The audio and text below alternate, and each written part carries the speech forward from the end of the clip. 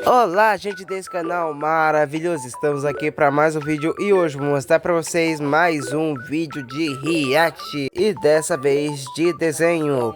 Mas antes, não se esqueça de deixar o like, se inscrever no canal e ativar o sininho. E não se esqueça de compartilhar esse vídeo no seu WhatsApp.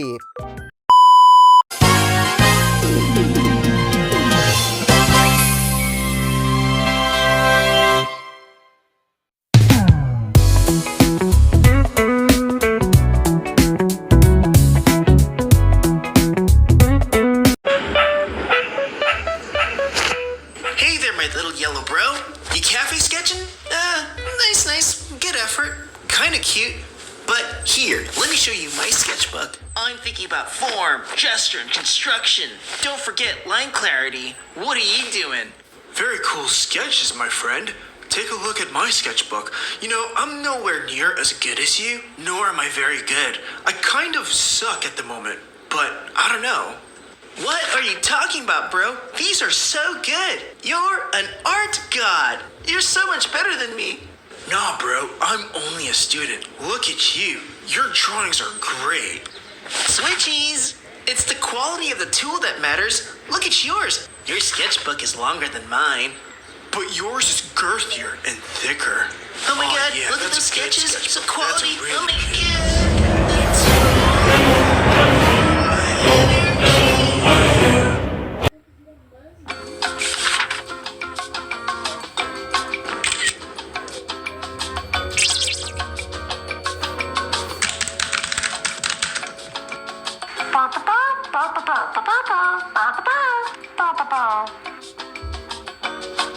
Nice try, little bro. Needs more work. Kinda cute. Oh my god, bro, you're here too? Big fan of your girthy, thick sketchbook. Oh my god, me too. Love your long, hard sketchbook. Oh my god, I can't bro. believe you're I can't here. believe Love we're your the work. same Such a huge form. fan. I can't believe we're Can't friends. believe Oh this my happened. god.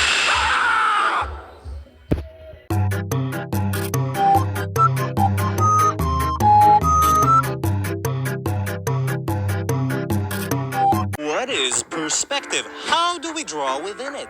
And what kind of perspectives are there? Well, I'm about to show you through some of the diagrams overlaid atop of real-life examples, starting with 1-point perspective with a single vanishing point, 2-point perspective with vertical lines remaining parallel to each other, plus an additional vanishing point, 3-point perspective with another vanishing point below or above. 4-point perspective connected with the top and bottom points in a warped way, and 5-point perspective that is quite similar to 4-point perspective and when looked at a diagram would look something like this. But while knowing these 5 linear perspectives is all well and good, you usually don't use those grids every single time to draw in perspective. So instead I want to focus on 3 key aspects of perspective drawing, starting with proximity. Now, let's look at a cube, which I'm drawing in an orthogonal way, meaning that the vanishing points of the subject are so far out of bounds of our working area that the vanishing lines connecting to those dots are parallel to each other. We might even be able to see that sort of view in a real life when looking at an object from a distance. But if we gradually increase our proximity or shorten the distance between us and the subject matter, you'll notice that the vanishing points of our subject enter into our view and get closer and closer to the subject itself, making it warp its geometry. And you can see here's a small demonstration of David moving closer and further away from this block that we found. Notice how the perspective shifts and warps the geometry of this object just by us moving back and forth, changing our proximity to this subject, if you will. Same can be done on a piece of paper just by shifting the vanishing points in a similar manner to how we saw demonstrated in real life. Now, this is quite simple, so why not move on to a little bit more complex subject, such as a human head? Here, I'm trying to build an orthogonal grid work to help me draw the head shape similarly to the orthogonal cube's perspective, making sure that the facial features, the shape of the head, and the shoulders align with the distant vanishing points. And now, if we move over and shift our 3 vanishing points closer to create a sense of close proximity, draw out a few guidelines to help us keep everything in line, the overall head shape, facial features that skew accordingly with our drawn out guidelines, you'll notice that same warped effect that was observed when we shifted the simple cube's vanishing points, creating a sense of close proximity to this head. Now, in these examples, I've been showing you a view that shows the top facet of our subject. So why don't I do one more example with a small cityscape with simplified geometry to show you a very far away, almost satellite-like view of this city area by keeping the vanishing lines parallel to each other, which you can try out yourself at your own pace. And then draw heavily skewed vanishing lines, similar to the cube and the head that was drawn previously, to again create a sense of closer proximity to these buildings within this city. And you can tell the difference, how far away and close up these two examples are. As for the second aspect of perspective drawing, we get to tackle the viewing angle. Now, what do I mean by that? Say we have a horizon line with a single vanishing point to help us draw a simple geometric shape, and perhaps maybe even add 2 more vanishing points to populate this environment with more objects that can face us with their corners instead of their facades. Here, we still keep drawing things that are stationed upright in relation to the ground floor, so why not dare and tilt our viewing angle, making your horizon line tilt with it. And now, as we start drawing objects with all of the same rules along the floor grid with vanishing points attached to the horizon line to turn our objects in various ways, we end up drawing pretty much the same stuff but only with a more dramatic view angle. In addition to this, why not try and turn our gaze downward towards the ground floor to a point where we no longer see our horizon line within our working area? Well, we can still use guidelines that indicate vanishing points that are far outside of our working area, giving us a grid work that can help us draw out subjects from a more top-down angle than before. And you can imagine doing the same thing, only shifting your gaze upward and away from your horizon line. This, I would say, is crucial to try and practice in order to help you get more comfortable with trying out new viewing angles that are outside your typical 5-point linear perspective grids. And look how different these drawings are in terms of your position as an observer in relation to our subjects and the environment that they're in. Now, I would like to encourage you to try and render these kinds of scenes with as many guidelines as you like. But apart from that, I want you to try and draw geometric shapes freehand. So essentially, without the use of a grid floor or a horizon line. And you can be a little bit more loose here in terms of adjusting your object's geometry. In this way, you can go as long and as far as you like, generating more intricate shapes and designs to try and shift around, turn and twist, so that you can practice your intuition for perspective, depth, and space. And all of this can be done on a flat piece of paper. But again, if we look into our real world, when we stare at a horizon, we can turn our head and look down at something that can no longer be traced back to the original horizon line. But if we freeze frame on this object, we can still try and dissect its geometry by looking at how its form recedes away from us. Get rid of the existing background and draw a fresh horizon line in our minds to contrast with how this object is tilted in relation to a level view of the ground. This is to demonstrate that you can practically draw things from any angle in any position. You just have to understand the dimensional shape of your object to be able to twist and turn it to your whim as an artist. Which leads me to the third aspect of perspective drawing, which is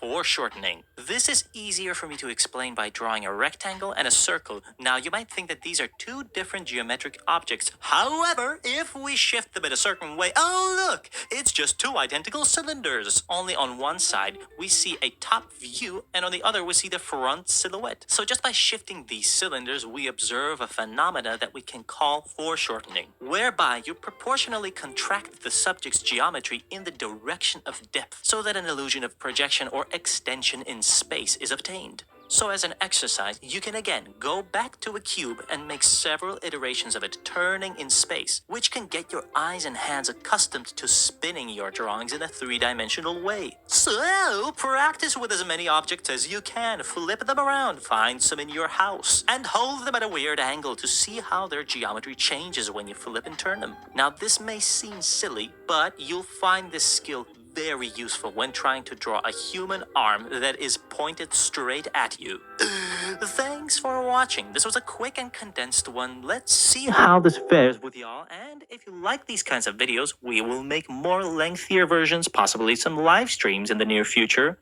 Like and subscribe, hit that bell as hard as you can, and we'll see you in the future. Bye!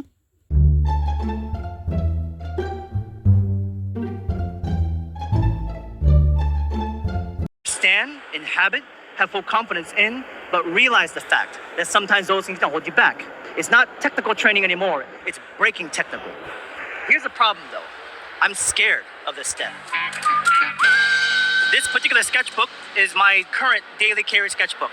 So the sketches you're seeing right now are things I either draw from observation, which this was, or imagination, from things I think about, from what I had seen before. Obviously, I play a lot with various subject matter. But again, a lot of times I tend to kind of play with things of simple pose, simple camera, but at times there are ways in which I want to push the posing even more.